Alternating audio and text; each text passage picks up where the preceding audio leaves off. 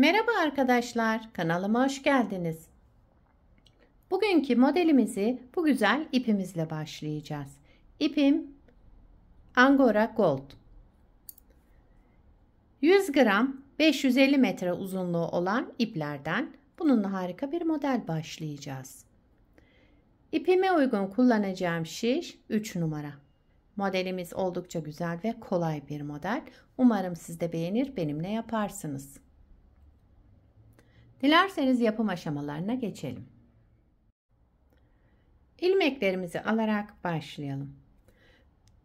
Bu model için ilmek sayısı 3 ve 3'ün katları artı 2 olması gerekiyor. Yapacağımız örgüye göre bu şekilde ayarlayıp modelimizi tam denk getirerek kurabiliriz.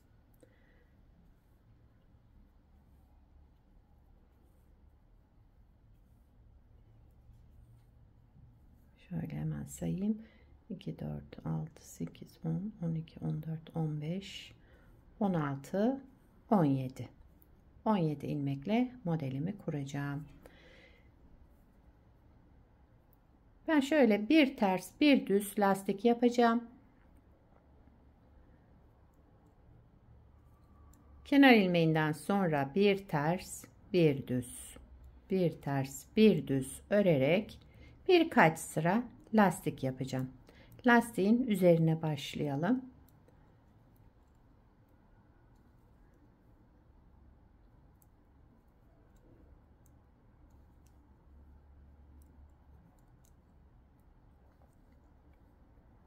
Evet, sıra sonuna kadar ilmeklerimi bir ters bir düz örerek geldim. Kenar ilmeğimi de düz olarak ördüm. Şimdi bunu birkaç sıra daha yapacağım. İlerletip geliyorum. Şöyle lastiği tamamladım. Şimdi modelimizi kurmaya başlayabiliriz. Modelin birinci sıra ön yüzündeyim.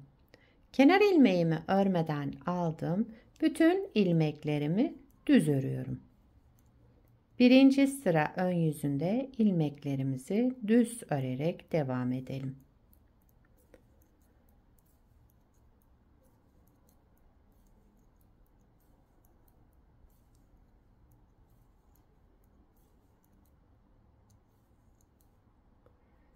Kenar ilmeğimi de düz olarak ördüm. Sıramı tamamladım. İkinci sıra arka yüzündeyim. Kenar ilmeğimi örmeden aldım. Birinci ilmeğimi ters ördüm. Arada bir artırma yaptım. Bir ters ilmek, bir artırma. Yani ilmeklerimizin tamamını ters öreceğiz ama aralarda şöyle birer artırma yapacağız. Bir sonraki ön sırada ilmeklerimizin boyunu uzatacağız. Bu artırmaları bırakarak bir artırma, bir ters ilmek. Sıra sonuna kadar böyle devam edelim.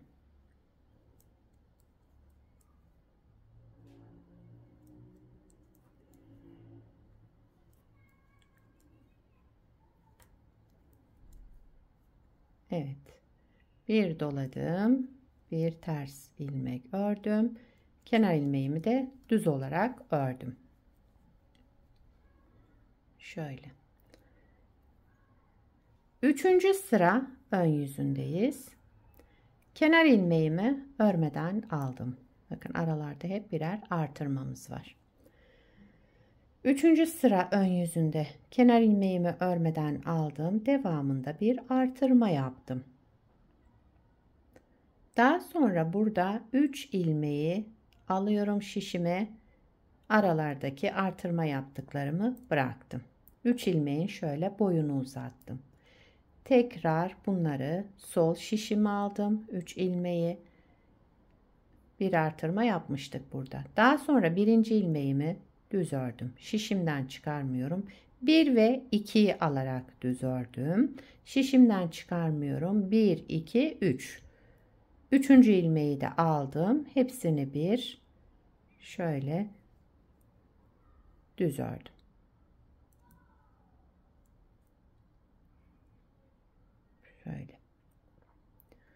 Daha sonra bir sonraki boşluktan, bakın arkadaki boşluktan bir ilmek aldım, sol şişime taktım. Bunu düz olarak ördüm. Buraya kadar bir kez kurmuş olduk modelimizi.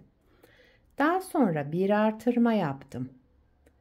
İlmeklerimin boyunu uzatıyorum. Artırmaları bırakarak 3 ilmeğin boyunu uzattım. Tekrar bunları sol şişime aldım.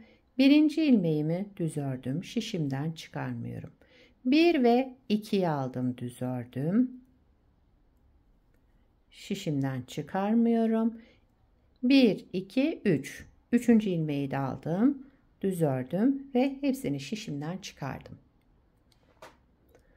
Daha sonra bir sonraki boşluktan bakın. Sıradaki ilmeğin önündeki boşluktan bir ilmek aldım. Düz olarak ördüm. Bir artırma yaptım. 3 ilmeğin boyunu uzattım. Artırmalar yaptıklarımı bırakarak arka yüzünde aralarda hep artırma yapmıştık. Onları bırakarak ilmeklerimin boyunu uzattım.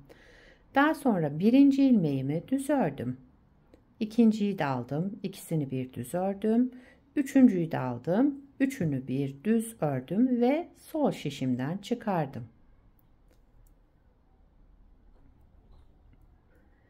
Arka boşluğundan hemen bir ilmek aldım. Düz olarak ördüm. Devamında bir artırma yaptım. 3 ilmeğin boyunu uzattım. Aralardaki artırmaları bıraktım ve ilmeklerimin boyunu uzattım. Tekrar sol şişime aldım bu 3 ilmeği. Birincisini düz ördüm. Şişimden çıkarmıyorum. İkinciyi de aldım, düz ördüm. İkisini birlikte. Daha sonra üçüncüyü de aldım. 3 ilmeği düz örerek sol şişimden çıkardım. Arka boşluğundan bir ilmek aldım. Düz ördüm.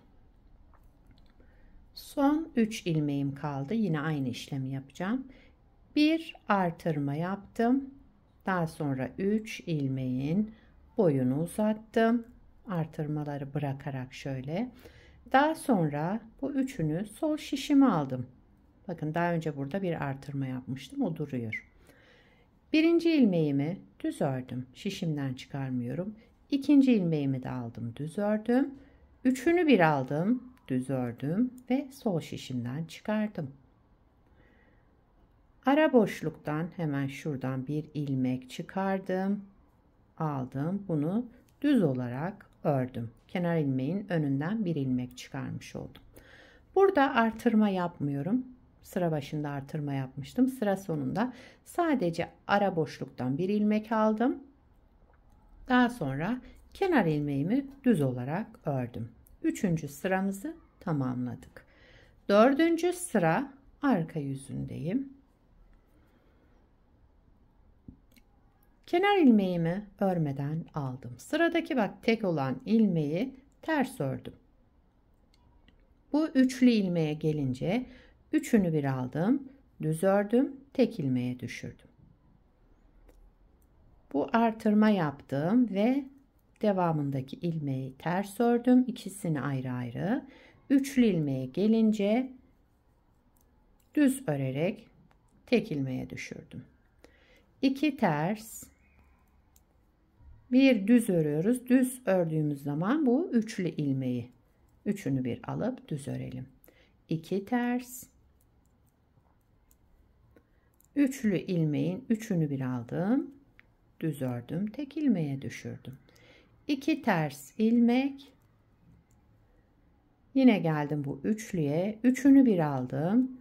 Düz ördüm. Tek ilmeğe düşürdüm. Daha sonra bir ters, bir de kenar ilmeğimi ördüm.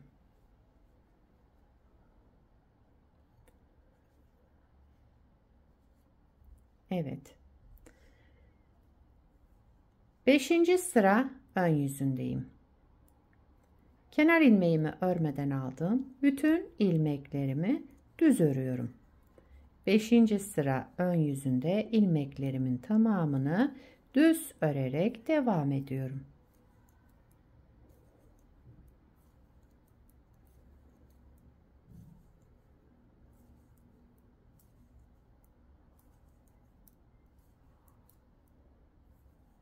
Kenar ilmeğimi de düz ördüm. 6. sıra arka yüzündeyim. Kenar ilmeğimi örmeden aldım. Şöyle ilmeğimi kaçırmadan alayım.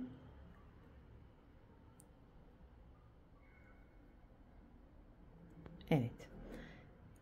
Kenar ilmeğinden sonra bütün ilmeklerimi ters örüyorum. 6. sıra arka yüzünde ilmeklerimizin tamamını ters örerek devam edelim.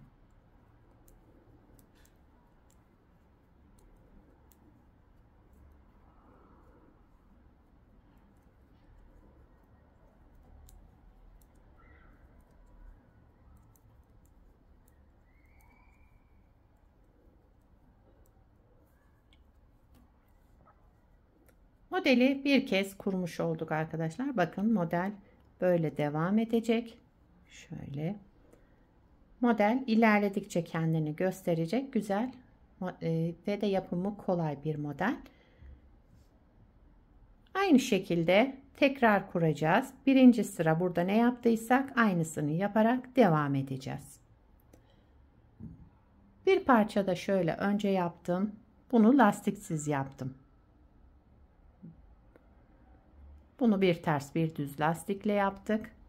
Diğer parçam lastiksiz. Burada da ilmekleri alırken alttaki ipliğimi 3 kat yaptım. Onun için şöyle bir görüntüsü var. Modelin ilerlemiş hali de bu şekilde olacak. Gayet güzel, zarif, şöyle dantel gibi görünen bir model. Arka yüzü de bu şekilde.